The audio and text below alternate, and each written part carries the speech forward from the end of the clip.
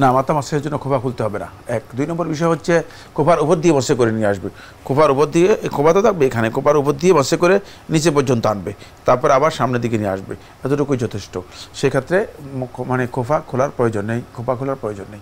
ধন্যবাদ এই ভাই বা বোন যিনি প্রশ্ন করেছেন তাকে।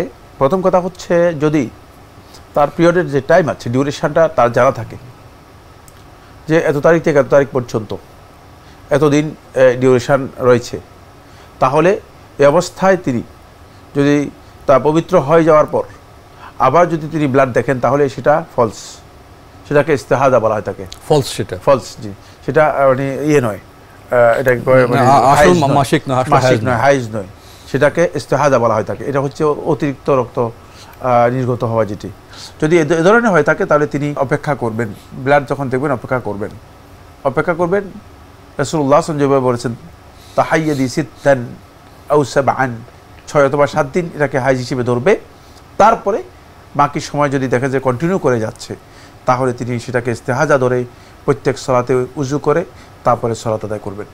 জি, আমরা জানলাম বিষয়টি সম্পর্কে। আরও লিখেছেন, মাথা মাসেহ করার সময় মেয়েদের মাথার খোঁপার উপর যদি ব্যান্ড থাকে, তাহলে মাসেহ কিভাবে করবে?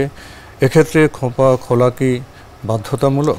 না, মাথা মাসের জন্য খোপা খুলতে হবে না। এক। 2 নম্বর বিষয় হচ্ছে খোপার উপর দিয়ে বসে করে নিয়ে আসবে। খোপার উপর দিয়ে, খোপা তো থাকবে এখানে, খোপার উপর দিয়ে বসে করে নিচে পর্যন্ত আনবে, তারপর আবার সামনের দিকে নিয়ে আসবে, এতটুকুই যথেষ্ট।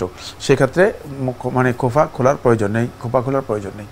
আরও লিখেছেন, মসজিদের ভেতর জামাতের একামত হওয়ার আগ পর্যন্ত সুন্নাহভিত্তিক কিছু আমল জানালে উপকৃত হতাম। স্বাভাবিক জিকির আজকারগুলি কি তখন করা যাবে? হ্যাঁ, সকল প্রকার জিকির করতে পারবেন, সকল প্রকার দোয়া পড়তে পারবেন, কোরআন তেলাওয়াত করতে পারবেন। জামাতের আগ পর্যন্ত বসে বসে কোরআন তেলাওয়াত করতে পারেন। কোরআন তেলাওয়াত হচ্ছে সবচেয়ে উত্তম জিকির, ভালো জিকির, অথবা লা ইলাহা ইল্লাল্লাহ আফজালুল জিকির। এই জিকিরগুলো বসে বসে করতে পারেন। তারপরে অন্যান্য যে সমস্ত রাসূলুল্লাহ সাল্লাল্লাহু আলাইহি ওয়াসাল্লাম অনেকগুলো তাহলিলাত শিক্ষা দিয়েছেন। 5টি তাহলিলাত রয়েছে, যাদের জানা নেই তারা জেনে নেওয়ার জন্য চেষ্টা করবেন। এই তাহলিলাতগুলো পড়তে পারেন। যে তাহলিলাতগুলো আছে, লা ইলাহা আশহাদু আল্লা ইলাহা ইল্লাল্লাহ ওয়াহদাহু লা শারীকা লাহ, এটা পড়তে পারেন। লা ইলাহা ইল্লাল্লাহ লা শারীকা লাহ, এটাও পড়তে পারেন। লা ইলাহা ইল্লাল্লাহ ওয়াহদাহু লা শারীকা লাহ, এটা পড়তে পারেন। এভাবে আল্লাহ নবী সাল্লাল্লাহু আলাইহি ওয়াসাল্লাম যে তাহলিলাতগুলো শিক্ষা দিয়েছেন, সেগুলো বেশি বেশি করে পড়তে পারেন। আরেকটি হচ্ছে সবচেয়ে উত্তম জিকির, যেটি আল্লাহ রাসূল সাল্লাল্লাহু আলাইহি ওয়াসাল্লাম সহিহ হাদিসের মধ্যে ইরশাদ করেছেন, এটা হচ্ছে তাসবিহু কুল্লি শাই। আল্লাহর এই গোটা সৃষ্টি জগতের তাসবিহ হচ্ছে এটি। গোটা সৃষ্টি জগতের যে তাসবিহ, সেটা হচ্ছে সুবহানাল্লাহি ওয়া বিহামদিহি। কেউ কেউ বলেছে সুবহানাল্লাহি আল আযীম ওয়া বিহামদিহি, সুবহানাল্লাহিল আযীম ওয়া বিহামদিহি। এটা হচ্ছে গোটা সৃষ্টি জগতের তাসবিহ, সহিহ রাওয়ায়াতের মধ্যে এসেছে। সুতরাং এগুলো বেশি বেশি পরিমাণে এই তাসবিহগুলো পড়তে পারেন। এর জন্য মানে কোরআন তেলাওয়াত সহ এই তাসবিহগুলো করতে কোনো অসুবিধা নেই। যতক্ষণ পর্যন্ত ইকামত না হবে ততক্ষণ পর্যন্ত এই মূল্যবান সময় বসে বসে তাসবিহ পড়তে পারেন।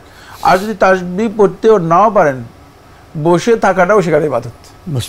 মসজিদে বসে থাকা, সালাতের জন্য অপেক্ষা করা, এটা শুধুমাত্র ইবাদত নয়, এটা হচ্ছে আল্লাহর সন্তুষ্টির জন্য ইসলামী রাষ্ট্রের সীমান্ত পাহারা দেওয়ার যে মর্যাদা রয়েছে, সেই মর্যাদা। সুতরাং মসজিদে অবস্থানটাই এত গুরুত্বপূর্ণ ইবাদত।